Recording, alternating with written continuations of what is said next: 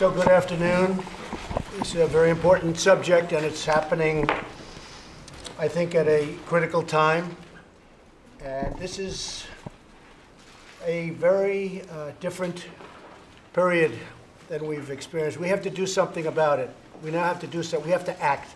We can't wait and play games and nothing gets done. And I really believe that the people, this is bipartisan, it's a bipartisan meeting, and we're going to discuss safe schools, and we can really get there, but we have to do it.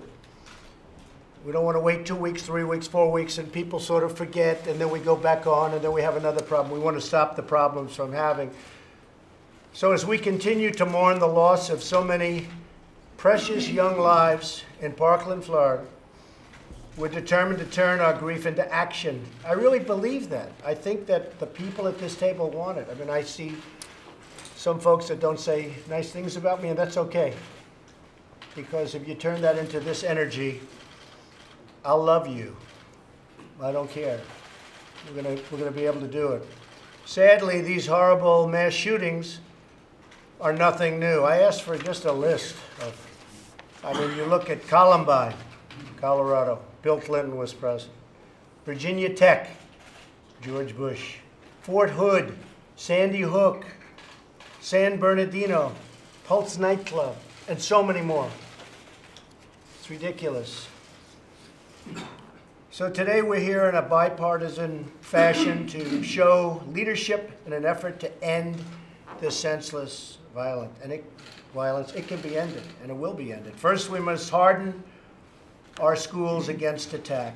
These include allowing people with a certified training, very talented people, to carry firearms. And some people are going to disagree with that, and I understand that. I fully understand that.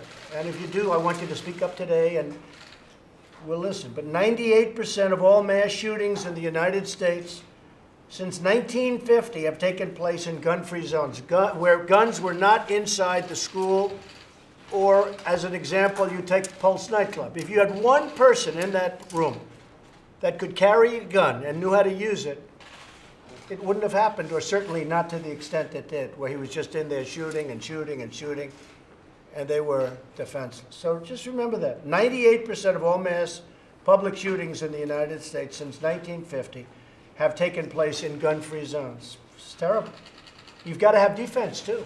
You can't just be sitting ducks. And that's exactly what we've allowed people in these buildings and schools to be. Second, we have to confront mental health. There's never been a case that I've ever seen, I'm sure everybody would feel the same, where mental health was so obviously 39 different red flags. I mean, everybody was seeing them. The local police, the state police, the FBI, everybody was seeing that this guy was sick and nothing happened. Third, we have to ensure that when students, educators, family, neighbors, that when they warn authorities, that the authorities act quickly and decisively, unlike what took place in Florida, which was horrible. Fourth, we have to pursue common sense measures that protect the rights of law-abiding Americans while keeping guns. And we have to keep the guns out of the hands of those that pose the threat. And this really includes background checks. And I know, Senator, that you're working on things. Joe, I know you're working, and I mean, I'm looking at a number of the folks around the table. You're working on different bills. We have to get them. We have to get them done. We have to get them done, and they have to be strong. The background checks. Hey, look, I'm the biggest fan of the Second Amendment. Many of you are. I'm a big fan of the NRA, but I had lunch with them, with Wayne and Chris and David, on Sunday, and said, "It's time. We got to stop this nonsense. It's time." So we've made suggestions to many of you, and I think you're going to put a lot of those suggestions in. Plus, you're going to have your own ideas. Certain ideas sound good, but they're not good. You know, you can harden the site to a level that nobody can get in. The problem is if the shooter's inside and if he gets in the door and closes the door, we can't get people in. It's going to cost hundreds of millions of dollars all over the country, and we'll have nice hard sites. The door closes, and now we can't get in. have to send a tractor through the walls. So we have to be careful of that.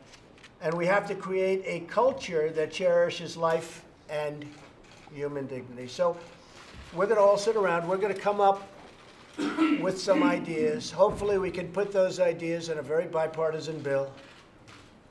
It would be so beautiful to have one bill that everybody could support, as opposed to, 15 bills, everybody's got their own bill.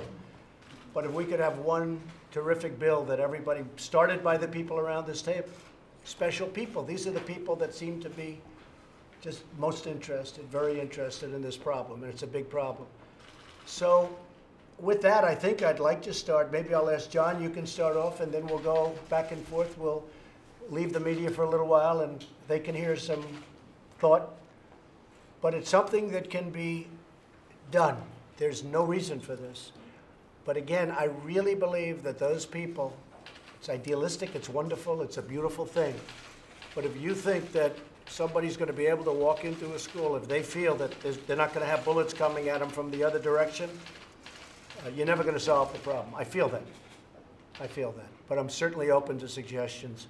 So, John, why don't you start? You've put in your fixed nicks, and let's see how it is, and go ahead. Well, thank you, Mr. President, for getting us together and for expressing your sincere concern about this and trying to get us to a solution. I agree with you that leaving this town and going home empty-handed is not acceptable.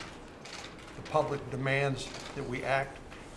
We know how hard it is to get people together on a bipartisan basis, but believe it or not, at least in one case, Senator Murphy and I, and we have 46 co-sponsors to the fixed NICS bill in the Senate. The House has passed its version of it, and I believe that's a good place for us to start. As you know, Sutherland Springs, we lost 26 people when a guy who, while in the Air Force, was a convicted felon. He was convicted of domestic violence, and he was less than honorably discharged from the military, none of which was uploaded into the background check system maintained by the FBI. And that's only as good as the data that's put into it.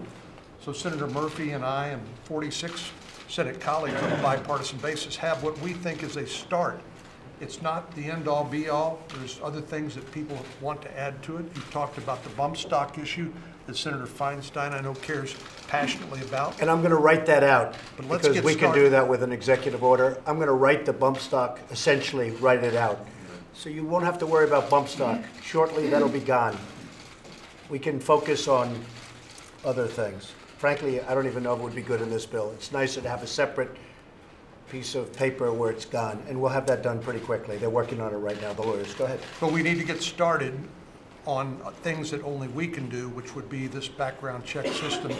People have other ideas. They ought to offer those ideas. I'm not sure all of them will pass, but in the past we've acquiesced to failure and have not done things that we know are within our power to accomplish, like the fixed NICS bill. So I would just like to recommend to you and to colleagues here that we get that done and we build on it. We don't stop there. We build on it, and because none of us want to look these families in the face in the wake of another mass shooting and say we failed to do everything within our power to stop it. And John, fixed NICS has some really good things in it, but it would be nice if we could add everything onto it. And maybe you change the title, all right? The U.S. background check bill or whatever. But your bill is really good and really important, having to do with a certain aspect. But maybe we could make it much more comprehensive and have one bill instead of 15 different bills that nobody knows what's happening. If we can get 60 votes for it, Mr. President, I think I'm all you can. for it. Honestly, I think, look, I really believe this is one of the things where you can actually get the 60 votes, and maybe easily. Diane, do you have something? Well, I do, Mr. President. You probably know this, but I became mayor of San Francisco as a product of assassination. I've been the victim of terrorist groups. The department gave me a weapon. They taught me how to shoot it, and we proceeded through the 1970s that way. What I've watched and seen is the development of weapons that I never thought would leave the battlefield, that are out on our streets. And the latest and newest, Mr. Chairman, is the AR-15. It's got a lot of assets to it. and it's misused, and it tears apart a human body with the velocity. And I've watched the school shootings in particular, which you pointed out. And I thought Sandy Hook, and I'm delighted that Senator Murphy is here today. We thought Sandy Hook would be the end, and he and I introduced another assault weapons bill after the first one. We didn't succeed with it, but the killings have gone on, the number of incidents have gone up, and I put my case in writing, which I will give you, if I may, in letter form. Good. Thank you. And secondly, the assault weapons legislation, this is the number of incidents before and of incidents and of deaths. Right. This is when the 10-year assault weapon ban was in, how incidents and deaths dropped. When it ended, you see it going up. Okay. So Senator Murphy Take a look at it. and 26 of us have co-sponsored a new bill. I would be most honored if you would take a look at it. I will. And we will get it to you and let us know what you think of it. I will. Thank you. Thank you very much. Chris, go ahead. Mr. President, Mr. Vice President, thank you very much. Thank you for taking this seriously. Our hearts go out to Parkland. We know, having gone through this in Sandy Hook, that community will never, ever be the same. And I want to bring us back to this issue of background checks, if I could, because I think there's real opportunity. I agree. There is no other issue out there in the American public today like background checks. 97% of Americans want universal background checks. In states that have universal background checks, there are 35% less gun murders than in states that don't have them, and yet we can't get it done. There's nothing else like that, where it works, people want it, and we can't do it. But you have a different president now. Well, listen, I mean, you went through a lot of presidents and you didn't get it done. You have a different president, and I think maybe you have a different attitude too. I think people want to get it done. Well, listen, in the end, Mr. President, the reason that nothing has gotten done here is because the gun lobby has had a veto power over any legislation that comes before Congress. I wish that wasn't the case, but that is. And if all we end up doing is the stuff that the gun industry supports, then this just isn't worth it. We are not going to make a difference. And so I'm glad that you sat down with the NRA, but we will get 60 votes on a bill that looks like the Manchin-Toomey compromise on background checks. Mr. President, if you support it, if you come to Congress, if you come to Republicans and say we are going to do a Manchin-Toomey-like bill to get comprehensive background checks, it will pass. But if this meeting ends up with just sort of vague notions of future compromise, then nothing will happen. We don't want that. So I think we have a unique opportunity to get comprehensive background checks, make sure that nobody buys a gun in this country that's a criminal, that's seriously mentally ill, that's on the terrorist watch list. But Mr. President, it's going to have to be you that brings the Republicans to the table on this, because right now the gun lobby would stop it in its tracks. I like that responsibility, Chris. I really do. I think it's time. It's time that a president stepped up, and we haven't had them. And I'm talking Democrat and Republican presidents. They have not stepped up. And maybe before I call on Marco, I'd like to have Pat Toomey and Joe Manchin. Could you just sort of detail your bill? Because I have heard a lot about it, actually. Thank you very much. Absolutely, Mr. President. And I do think our bill is the best chance of moving forward. We got 54 votes in 2013, the most that any bill in this space got. It has several components. The first title is a title that is very similar to what John Cornyn and Chris Murphy's bill does. It strengthens the reporting of information into the background check system. Can you merge it in? Absolutely. Easily. Better to have one bill is nicer than having 7 bills. Right. The second part has a provision that would require background checks on all commercial sales. See, one of the big gaps in our background check system today is sales at gun shows and sales over the internet are not necessarily subject to a background check, and we think they should be. These are essentially commercial in nature, and they're on a scale that really matters, so our bill would require those background checks. We also have a number of provisions which will Do you have support for that? Do you for have bipartisan support for what you're saying? we had 54 votes in 2013, and most of those 54 voters are still in the And you Senate. didn't have a lot of presidential backup. President Obama did support it, But that was your problem. but there was a worry that he wanted to go further, frankly, and that was a concern for some of our guys. I'll just say there's two other items. One is a list of ways in which a law-abiding citizen could have greater freedom to exercise the Second Amendment, for instance, allowing an active duty military person to be able to buy a firearm in his home state. Today that's against the law. It shouldn't be. Our bill would correct that. A number of other small things. And then finally, we create a commission to look at the sources and causes of these terrible mass killings. What are you doing in the schools? School safety. We have a school safety program in this bill also. When I was governor, we fixed a lot of schools. We remodeled a lot of schools and built a lot of schools. And not one architect ever told me, say, Governor Manchin, you've got to make sure you have the first floor windows all bulletproof. We never knew that. No one ever came to me with that concern. Right. And that's how Sandy Hook, Shawnee's way in. So we made sure that we addressed all that. Mr. President, the difference is this. There's not a person in West Virginia that believes that you're not going to defend their Second Amendment rights. Not a person. With you taking a lead on something like this, it gives them the comfort that something reasonable, and this bill's been vetted for over 5 years, and over 70–80% even of gun owners say, we like your bill, Pat and Joe, we're just afraid that President Obama would take it further and take more rights away. That's what I was running into in West Virginia. Or use that as an excuse not to sign it. Well, this comes Because down. he was not proactive in getting a bill signed, in all fairness. Well, and in all fairness, this is a bill that basically, with your support, it would pass. It would pass. And we think it basically takes commercial sales. Any commercial And transit. maybe to that bill, if we use that as a base, you could add some of the things that are going to be said in the room, or you may not want to, but there are going to be things that are going to be said today that I think will be, you know, in addition to yours, John, which you can add almost everything because you know what that Right. involves. I think it would be a very positive thing in terms of background checks. If I could just say this, Mr. Go ahead. President. On this piece of legislation here, without background checks on commercial transactions, so if a person basically, when the terrorists basically say, hey, go down to the local gun show and get whatever you want, because you can be in a gun show, 2/3 of the gun show can have licensed dealers, federal licensed dealers that have to have background checks if you buy it from them. Go to the next table over, there was not one, that's a loophole. Interstate and intrastate, if you're selling outside the state on the internet, you have to have a background check. If you sell in-state, one part of New York versus the other, it doesn't have to. This closes all those loopholes. This is a piece of legislation. And we have to do something about the mentally ill not being able to buy a gun. I mean, they have so many checks and balances that you can be mentally ill and it takes you 6 months before you can prohibit it.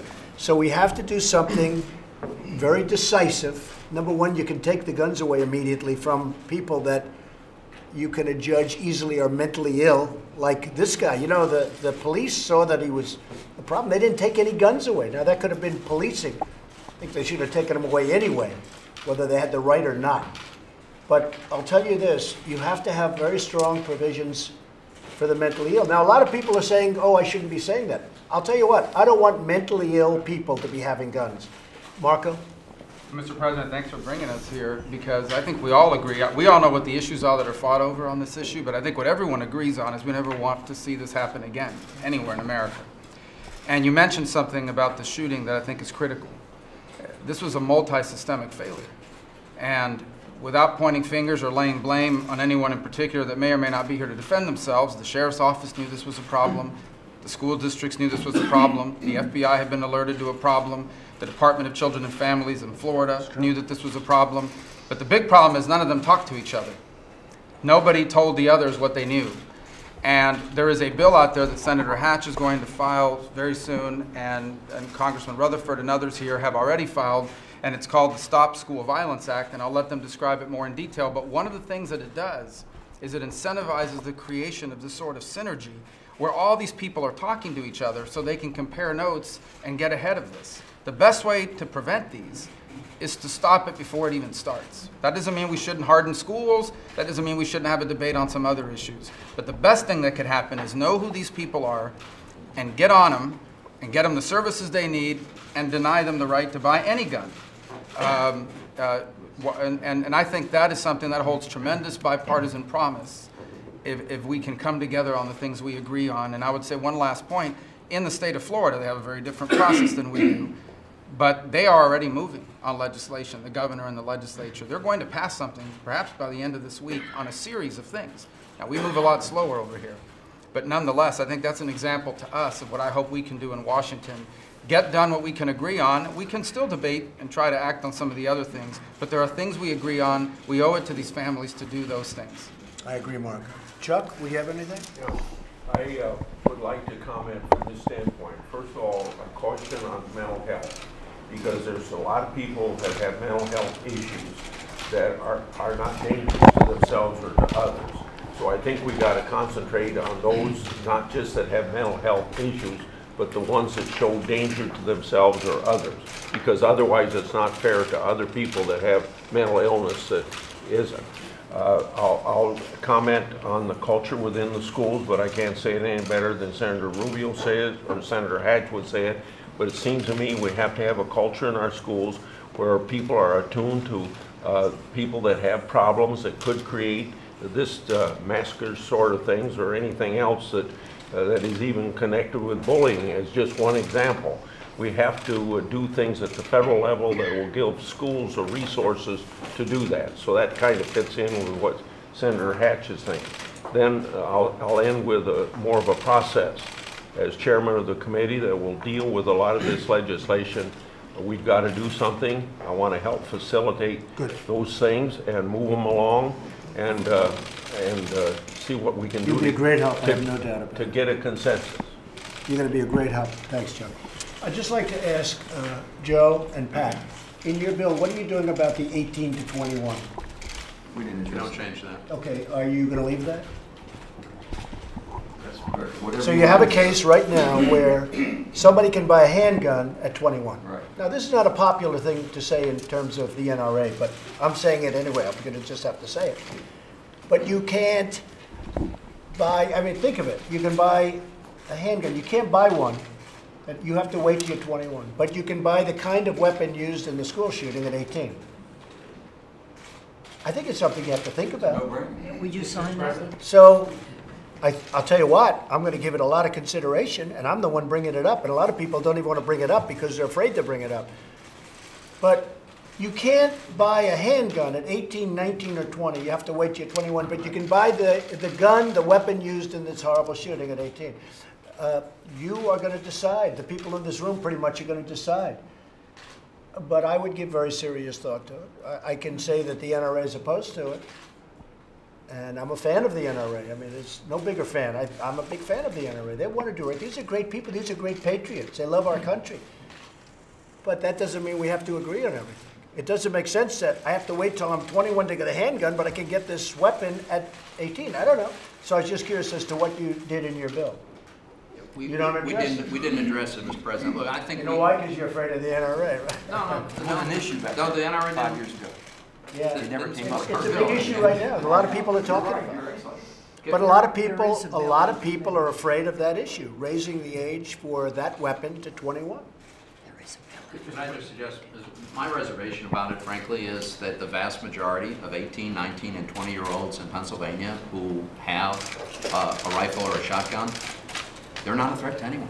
They're law-abiding citizens. They have that because they want to use it for hunting or target shooting, and to deny them their Second Amendment right is not going to make anyone safer. So that's my reservation about changing the age. I know where you're coming from, and I understand that. I mean, no, I understand it. I think it's a position. It's a position. But I think if we're going to use you as a base, the two of you, I think you're going to have to iron out that problem, because I'm asked that question more than almost any other question. I understand. Are you going to 21 or not? Okay. Anybody? Yes. Steve. I sit around this table like many as a father of four, as an uncle. I was with Congresswoman Esty when she won her election. We were campaigning at the same time, and Newtown happened while she was campaigning. The first four words you said today, Mr. President, struck with me. Says, we need to act. Right. True. But the only worse thing than doing nothing is doing something that doesn't achieve the intended result. You were in business your entire life. I was in business for 28 years. Business is not about activities and doing things, it's about a result. The act of shooting kids is cowardly. Moms and dads want to know that when they drop off their kids, they are safe. This morning I came in early, I bypassed the gym, gave me an excuse perhaps to bypass the gym and go in and spend some time thinking when nobody else is in the office at 7 a.m. And I just put together a sheet of the 14 mass killings, and Congress defined mass killings following the Newtown incident. That means if there are 3 or more people lost their lives, and it's considered a mass killing. Since Columbine, we've had 14 of these in our country. And my staff put together a nice spreadsheet, but I was handwriting this morning, looking at where did it happen, what year, how many died, what was the age of the shooter. If under 21, how was that firearm obtained? What was the weapon used? And what was the status of the shooter? Most of these, by the way, are suicides. And was there offensive firepower on the inside of those facilities so that when the gunman comes in, we have defensive capability? And one other thing, if he knew there was offensive power inside of the 14 events, probably none of them would have happened. So a message of deterrent, Mr. President, a message of deterrence I think is very important as we think about stopping these homicidal, suicidal killers. There were meetings in here right after 9/11, after that horrible event occurred. There were meetings over in the Situation Room right after it occurred. And we made a decision as a nation. We're going to secure our skies. We can never let that happen again. We had to restore the trust of the public to get back on airplanes. Mr. President, we need to secure our schools because parents want action now. We have some huge society issues, demographic. I mean, these shooters typically are males, they're white, and they're suicidal. And they're cowards. And they're cowards. And cowards can be stopped with deadly force. That's why I agree with you that we need to secure our schools and allow the states and the school boards to figure that out. I think there's a role in the federal government, but I agree with that. And second, Marco talked about what happened in Florida. Last week in Montana, I was just north of a school the day after they stopped and arrested an 18-year-old in Darby, Montana, because he put on Snapchat he's going to shoot up the school. The sheriff, Steve Holt in Ravalli County, arrested that young man and most likely prevented another mass shooting. That's what we need. Good. Thank you, Steve. Yeah. Thank you, Mr. President. I've spent a lot of time since the shooting in Marjorie Stoneman Douglas with the students who survived. And they've been very clear that what they want is action. And I am heartened by what you say about the need for presidential leadership. You can do this. I understand, Mr. President, that you met with the NRA. What matters here is not the NRA. What matters here is preventing another one of these mass shootings. And so I'm so grateful to hear that Senator Toomey and Senator Manchin's bill I would suggest must be a part of this for universal background checks. There are so many things that we can do right now. The only thing I would add, you started, Mr. President, by pointing out that there would be differences of opinion. Please know that there are great differences of opinion on the question of whether having teachers armed with guns firing back at a potential mass shooter is the answer. I don't think it is. Many others don't. Please also know that the majority of people in this country now understand that there are limitations on the Second Amendment. You cannot own an automatic weapon. You cannot own a bazooka. And so there is no reason to continue to sell to people a weapon of war like this. I know there are differences of opinion. I just hope that we can act, that we can show the American people and the kids and their grieving families in my district that with presidential leadership, it doesn't matter what Congress says, that you can help push this forward and that we will consider everything, including those issues. And I appreciate that. The fact is, a lot is up to the states, and that's good. And the states are going to feel differently. Texas, as an example, is very much as to what I'm saying, and you've done very well. You haven't had this problem. 6 more considering. So we have 8 states, yeah, and we have another 6 or 7 or 8 considering. And that's okay. And you may be different and you may have a very good thing for your state. So I don't think the states have to be the same. What does have to be the same are the background checks and all of the data, whether it's fixed NICS or all of the things that we're going to be adding. That has to be very much the same. You have to be able to share with states and share with localities and all of that. But I agree with you. I do think this. I think that some states are different. Some states are going to do what Texas does, and some states don't want that program. I think it's a good program, but some states don't want that program. The reason I like it is that I really believe it's going to prevent it from ever happening, because they are cowards, and they're not going in when they know they're going to come out dead. They're not going into a school when they know they're going to come out dead. When you look at this guy in Florida, he walked out with everybody like it was a fire drill. He walked out and he got away. And a policeman did a fantastic job 2 towns away. That policeman wasn't given much credit, but he found him. He saw him, and he looked like the description, and he got him. That was a great job. So you have to give them some credit, because this was not the finest day. This man, and probably 2 or 3 others, Marco, were not exactly very good. They didn't do their job very well. But I do agree with what you say. Amy, please. Mr. President, thank you Thank you. for calling us together today. And I come from a proud hunting state, you know that. So I have that hat, but then I also have law enforcement. I was a prosecutor for 8 years, and I got involved in this issue from police coming to me. And one of the issues they raised for years was the fact that there was this gun show loophole, and there were issues with commercial purchases that didn't allow them to get the information they need to make sure that the people were safe. And that's why I've been such a strong supporter of the Manchin Toomey bill. Good. It's not going to fix everything, but it is a good base to start with. And I want to just make one more case. It's the best we've ever done, too. by And far. I want to make one more case, and we appreciate your support for that bill from a different perspective. And of course, I support Diane's bill and other things. But the states that have these background checks, they have a 38% lower domestic homicide rate. This is domestic violence. Right. And for those cases especially, it makes a major difference. And this number, for you to keep with you, 6,000 women in 10 years were killed by a partner, whether it was a spouse, a boyfriend. 6,000.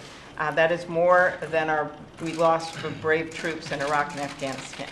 And so just doing something on this background check issue and using that as a base, and then I would like to add some of these other things we've talked about, I think would make a major difference, So if you not could just add for that to schools, this bill, that would be great. Diane, if you could add what you have also, and I think you can, into the bill. Yeah. So- Joe, are you ready? Can you do that? Joe, can you do that? Pat, can you add some of the things? You're not going to agree with me. If you help.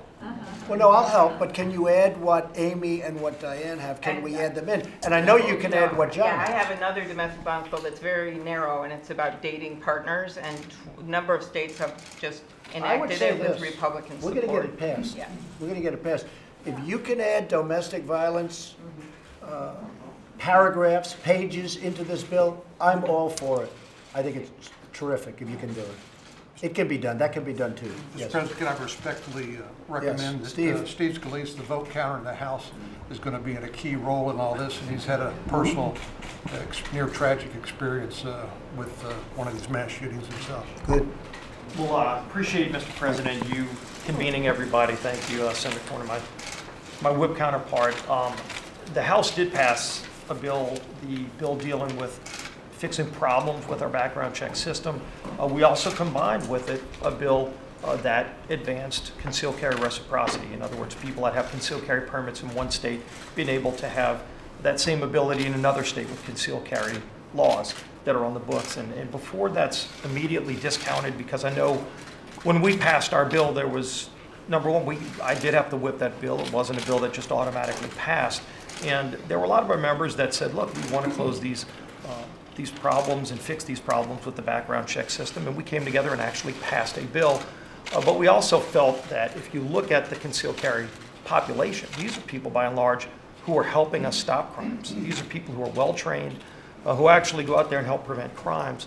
So I would hope that that's not immediately dismissed, because there is a lot of talk of just putting that on the side and just moving things. You know I'm your biggest fan of the whole world, all right? I think that maybe that bill will someday pass, but it should pass as a separate. If you're going to put concealed carry between states into this bill, we're talking about a whole new ballgame. And, you know, I'm with you, but let it be a separate bill. You'll never get this passed. If you add concealed carry to this, you'll never get it passed. When there are Let it other be a ideas that are separate being bill. talked about, that Yeah, wouldn't I pass don't the think, House, I don't think, you know, again, you'll never get it passed.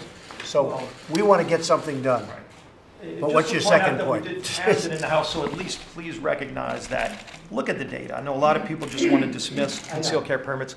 They do actually increase safety. So I understand your point. I did appreciate some of the other points you brought up. Look, you talk about mental health problems. That is at the core of so many of these mass shootings. We, Congress, came together in a bipartisan way as part of the 21st Century Cures Act just a year and a half ago and passed a major overhaul of our mental health system. It didn't get much attention because it was very bipartisan. But that bill, and you just appointed an Assistant Secretary of Mental Health, which was a position created in that law. Let's make sure that the Assistant Secretary of Mental Health has the tools they need. They're tasked with finding all of these loopholes. How are people slipping through the cracks? And I'll tell you the thing that makes me the most angry is that when you see so many governmental institutions, federal and local, that broke down and allowed this kid not only to get a gun, but to let him slip through the cracks. When it wasn't just students, and believe me, there were students saying, we think he's a shooter. Yeah. He said he was going to be a professional school shooter, and yet the FBI let him go. You know this, the people that protected me and my other colleagues on that field, law enforcement, did their job that day. I appreciate that you gave them the Medal of Freedom. If you didn't have those two people, we'd be gone. You wouldn't be here, and 25 other people wouldn't be here right now. And so when you see those breakdowns, that is why you see so many millions of Americans that want firearms to defend themselves, not to use them for mass shooters, but actually to defend themselves in their communities. And that's obviously one of the balances we have. So the House did take action. You know, clearly the Senate may have some issues with parts of the bill, but let's not just discard that. Let's at least have a broader conversation, and we'll continue this. Okay, I think that's fine. Is somebody, Marcia? Yes, go. Yes, Mr. President. First of all, I want to say thank you for saying let's go to the source of the problem. So many times we react to symptoms. Picking up on what the whip said with the new Assistant Secretary of Mental Health, this is somewhere that, yes, indeed, we need to be looking at the tools that they have and looking at these young adults, individuals who have crossed that 18-year-old threshold and who within their family or their caregiver has access to those mental health records, and how law enforcement has the ability to get that information from children's services. So many of these have records through their teenage years. They have been on a schedule. And John is working on that. That's part of what we're doing. But see, in great detail. And we need to have that visibility. Good. And the House has wanted to fix that mixed system. Another thing that has come up from some of the moms, I was a room mother when my kids were in school. And now as a grandmother, I'm talking to a lot of young moms.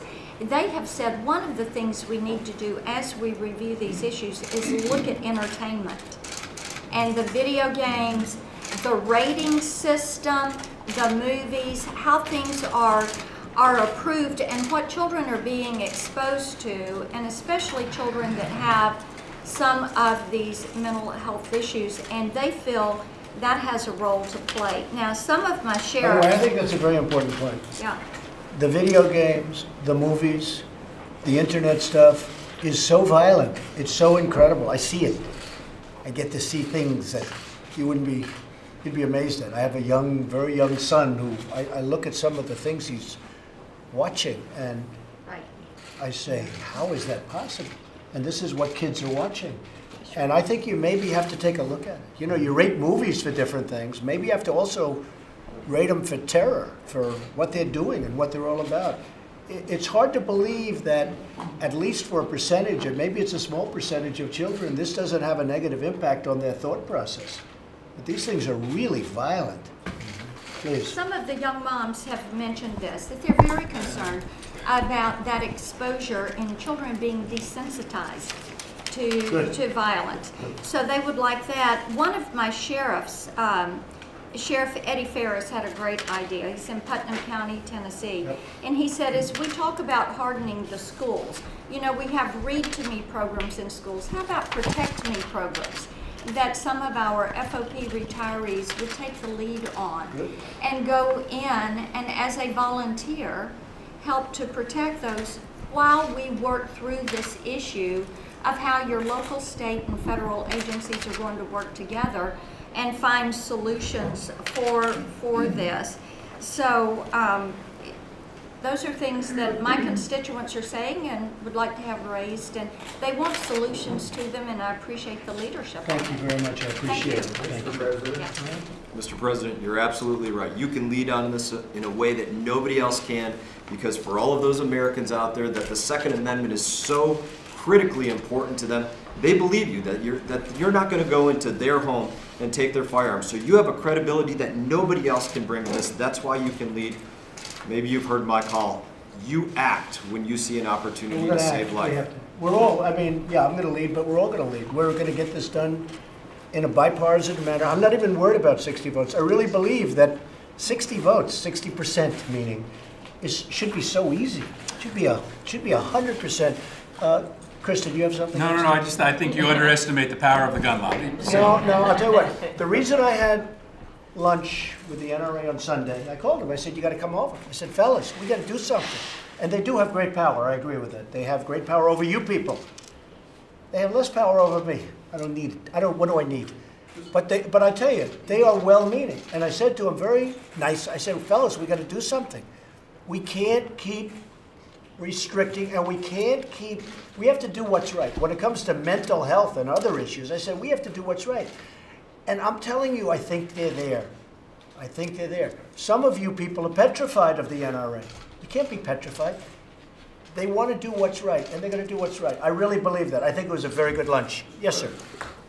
I want to give you the perspective from 41 years of law enforcement, 12 as a sheriff, riding the streets of Jacksonville, Florida. I can tell you one of the things that I learned during that 41 years, and a lot in this room can tell you as well, is security is always a multi-layered approach. So as we talk about the background checks, who can buy a gun, who cannot, all of those things are important. And all of those are parts of the security that we can create for our country. But know this, and you said it, all of that can break down and someone go into a gun-free zone and just kill it will. Defenseless people. They're defenseless. So number one for security from a law enforcement perspective is you have to have, the only thing, and it sounds cliche, but it's cliche because it's true. The only thing that stops a bad guy with a gun is a good guy with a gun. And so you have to have those officers or some armed security at our schools. Now, the issue is, and we talk about, those are areas where there are no guns. The reason I carry a concealed firearm everywhere I go is because I don't know where those gun-free zones are. That I may be walking through at the mall, or at the donut shop, or wherever I might be. So that's why I carry concealed, so that I can protect myself, I can protect my family who might be with me, and I can protect all of those around me who choose not to carry a firearm. But you're not allowed concealed in a gun-free zone. No, well. So what do you do? You can't carry in those areas, and so you're the only. I mean, I'm at will like everybody else. So that's why they are the most dangerous places. Exactly, and that's why we need to look at, I think, going back to the concealed carry issue of national reciprocity. I just don't think you're going to get the proof of it. You're not going to get concealed carry approved. Amy and Diane and a lot of other people. People may consider, they're never going to consider it, but people may consider it, but they're not going to consider it in this bill. All it's going to mean, if you add... We don't want to do away with gun-free zones. As far as I'm concerned, I would, and I would do it with the military. In fact, I'm looking to get rid of gun-free. 5 incredible soldiers, 3 of whom were championship shooters, that were nowhere near their gun, and this whack job walked in and killed all of them.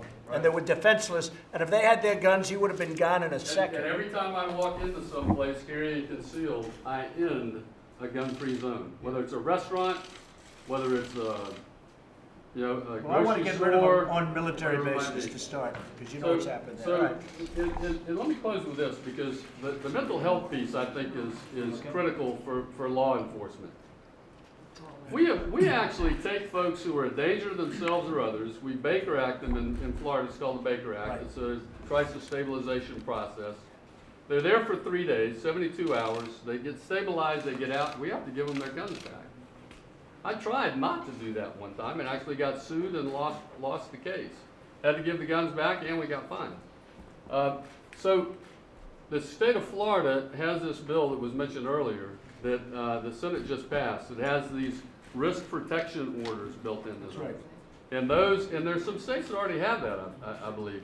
And I think those are going to be critical for law enforcement to help take the guns out of the hands of these individuals who we know should not be carrying.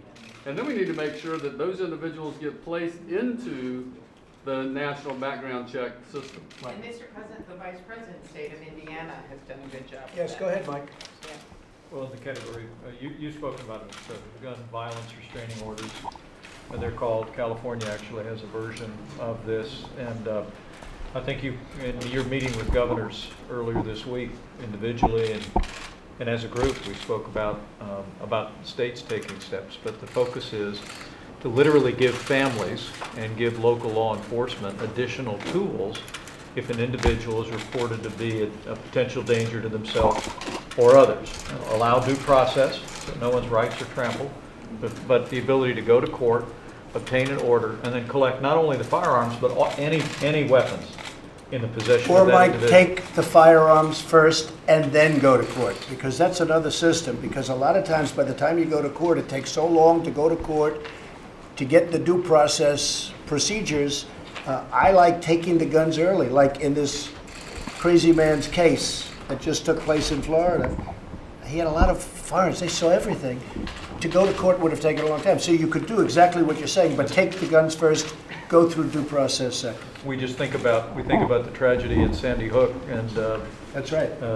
Adam Lanza's mother, who spoke to law enforcement, spoke to local officials. She was concerned over and over again. I know our colleagues from Connecticut lived this and saw it, but to literally give families and tools, law enforcement, as my state has done, as other states have done, to be able to take action to remove those weapons for either a set period of time or longer to make sure that person can't be a threat. I like that. Marco? And just to add, obviously that's a state law provision, and I know there's some people working on what we can do at the federal level to incentivize states to do this, but states are allowed to do it right now, and hopefully Florida will do that here shortly. Right. And it brings home this point. And I think the Vice President alluded to it, and Congressman Rutherford just touched on it as well. There are people here that tried to do something. They called. They called the FBI. They called the sheriff's office.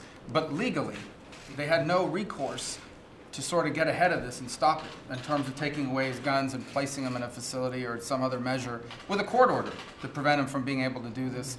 And even if law enforcement had gone to see him, they would have been limited ultimately in their options as well.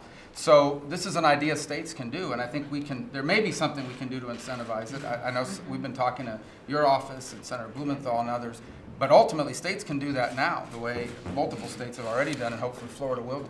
Mr. President, in the 21st Century Cures Bill, Senator Murphy and I worked on, part of it involved the Mental Health and Safe Communities Act. We provided additional grants to jurisdictions that use assisted outpatient treatment. So it's sort of a variation on what the Vice President talked about. Adam Lanza's mother, if he wasn't compliant with his medications, wouldn't follow doctor's orders, and she needed some help, could go to court, a civil court, and get a court order that forced him to take his medication and follow his doctor's orders. Many people with mental illness could be, if they take their medication, if they're compliant, can function productively in society. So there are a variety of tools, and that's one that's already in law in addition to what the states are doing. So let me just ask this, Chris and John, are you better off having a one-off bill, or can you merge it into Joe and Pat's bill? Because I like that much better, having a comprehensive bill. Some people don't like the word comprehensive when they talk. I like the word comprehensive. You know, they say, oh, that's a bad word because it represents things. I mean, to me, I like the word comprehensive. I'd rather have a comprehensive bill. Can you merge yours into this bill, or would you rather have a separate mix bill? Mr. President, the most important thing you said at the outset is that we act. You have to act. And we don't go home Yeah. empty-handed. So But whatever you know we what? It can do would to be work nice to act. together to act. Yeah, but it would really be nice to create something that's beautiful, that works. I think and you know the biggest thing, Chris, the biggest surprise to me, because I've only been doing this for 2 years, right? 3 years now. Time flies. But I've been here for a little more than a year. What surprises me more than anything else is that nothing's been done for all these years. Because I really see a lot of common ground, whether it's Democrat, Republican. I'm so surprised. I'm sitting here and I'm saying, you know, there's a lot of commonality here. There's a lot of people that are agreeing with pretty much everything you guys are writing and that you guys are writing. I don't understand why this hasn't happened for the last 20 years. Nothing's happened. So we're going to get it done. I think we can add anything to fix NICS that has 60 votes. And I think our argument is that background checks can be added to this if it has your support. And Mr. President, I would just add, I hope we follow the data here, because the data is going to tell you, we've talked a lot about safe schools, a lot about mental illness. The data tells you that America has a gun violence rate that is 20 times that of every other industrialized country in the world. But we don't have a higher mental illness rate. Our schools aren't less safe. We don't spend less money on law enforcement. What's different is that we have the loosest, most lax gun laws in the nation. So I'm all for doing everything, but we should fix the mental illness system because it's broken, period, stop. Not because we think that it's going to solve the gun violence epidemic. You have to do it, fellas. The data tells us that the one thing that is different about the United States is our unbelievably loose gun laws, and I hope we follow it. Yeah, if you don't have the background checks, you don't have the data. That's right. That's right. That's why I think they work together. I like it together Yes. better. But Joe, you have to fix mental illness. If somebody's mentally ill, right now they can go out and they can buy. You can't take it away. It's ridiculous. You got to fix it. And you're going to fix it. I'm sure you're going to fix it. And I like a merger because I think the merger works out better. Chuck, were you going to say one thing? Well, you're showing leadership through this meeting, and following on what Marcia said about the incivility of our society and the culture of our society, the thought came to my mind that maybe you could show leadership about all the violence we have out of Hollywood and all these videos. If you watch Fox News probably, like I do, and every night you see all these films about everybody being blown up. Well, just think of the impact that makes on young people. And get them in here and preach to them like you're preaching to us. Yeah, but actually Fox News does a very good job relatively speaking. But you're right. You're right. No, it's very violent. But the movies are violent, and the videos are violent, beyond anything anybody's ever seen before. So well, you had governors telling you this week the same thing, that the culture of our society's got to change if you're going to stop this. Yep, I agree with that. Mr. President. I agree. Elizabeth? Thank you very much, Mr. President. Mr. Vice President, I've been wearing a bracelet like this for more than 5 years. I was with Steve. We were elected at the same time, and I was sitting with new member training when I got calls and texts about a school shooting of what turned out to be 20 6- and 7-year-olds and 6 educators in Newtown. So I haven't had a day I don't think about that Chris and I don't think about it. That's been our nightmare for the people we represent. It's now Ted's nightmare, and it's now your nightmare. So why didn't they do something about it when that happened? When you look at Columbine, you look at so many of these horrible events. Why didn't they do something about it? Why didn't this group of people plus others, and some have gone and some are going to be here? Well, I think people tried, but I think your point is this. We're at a tipping point. We're at a tipping point, and why we are, I don't know, but I think it's the students. You know why we are? I think it's the students. Elizabeth, you know why we are? Because a week will go by, another week, another week, another week, and all of a sudden, people are going to be on to other things. We can't let that happen. We have the power to change that. But that's that's what's happened. So I think there are 2 things that we can do right now. I think, the Mansion to Me, which has a companion in the House, that's King Thompson, has 200 bipartisan co-sponsors, 200. You only need 218 to pass. That is ready to I think Congress is going to be fine. I really do. If we can come up with something that's very strong, very heavy with mental illness, very heavy in everything. The background checks are so important. People are afraid to do background checks because you're afraid of somebody. And you know what? You're going to be more popular if you do. But if you have a strong, good, I don't care who's endorsing you or not endorsing, you're going to be more popular if that's what you're into. I'm not into popularity. I'm into getting something done that's good. I don't want to just get it done. We got to get something good that's done. Let's do it properly. Yes, John, real fast. Mr. President, let Let me talk about how to get guns, keep guns out of the hands of good folk, or bad folks. One of the issues is the gun show loophole that everyone talks about, but it's also guns that are stolen out of cars that you know, gun owners are not storing properly. Stolen guns kill more people than guns that are bought legally. One way to prevent that is through a background check at the point of sale of every gun. FFL dealers, they do it, but I can buy a gun off the street from an individual that I've never met before, and nobody does a background check. Here's what you do. You require a purchaser's permit at the point of sale of every gun in this country. At the point of sale, you have to have a buyer's permit.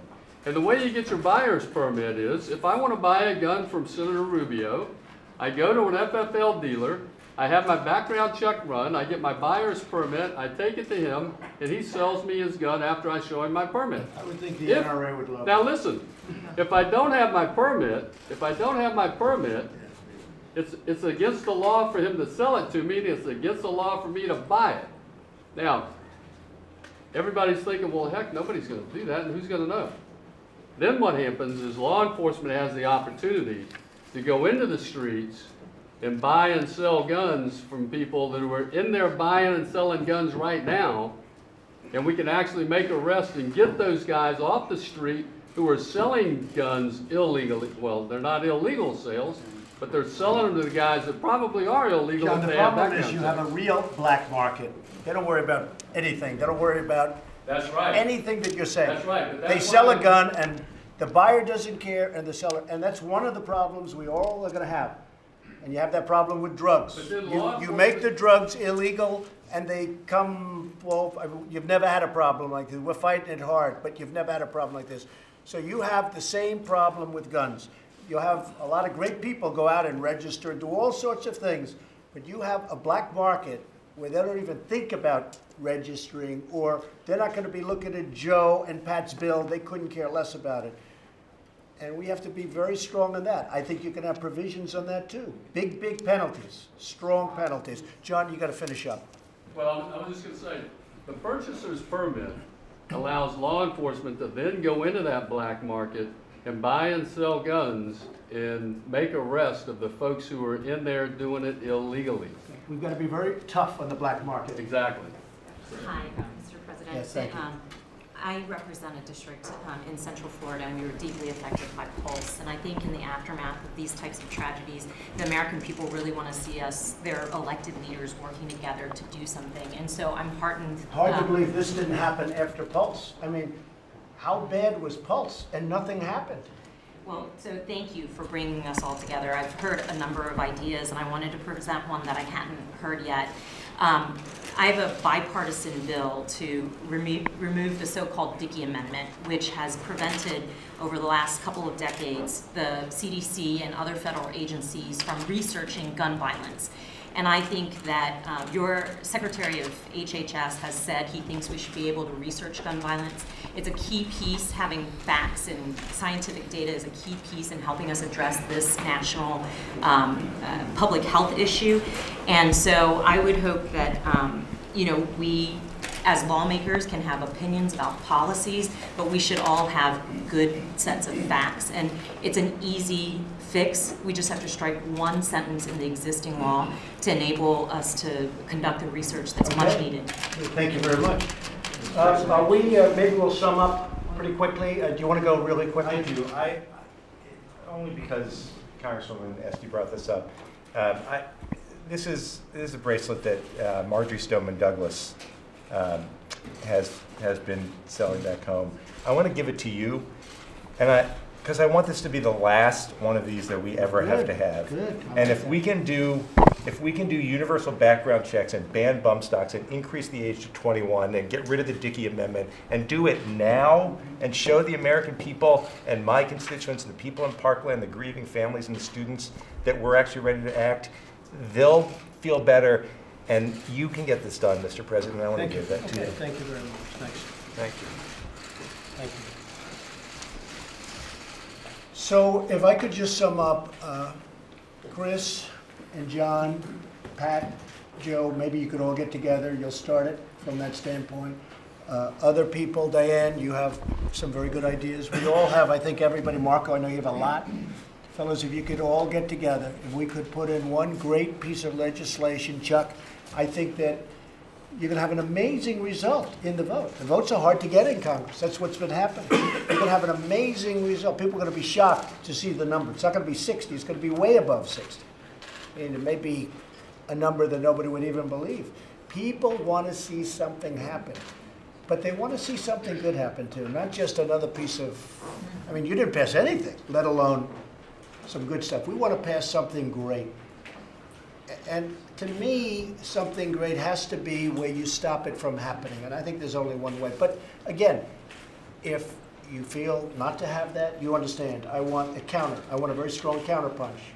Because if you have a strong counterpunch, they're not going in and you're not going to have this problem anymore. Remember the 98% figure. 98% of these attacks, gun-free zones. No backlash. No death to them. Death to everybody else. But if you four could get together and do something and maybe set the foundation, add to the foundation with some of the great things said, we would have, we're going to have a bill. Steve, it's very hard to add the one thing that you want. I mean, I will tell you, I'm a fan. It's still worth it. Let's consider it for a separate bill.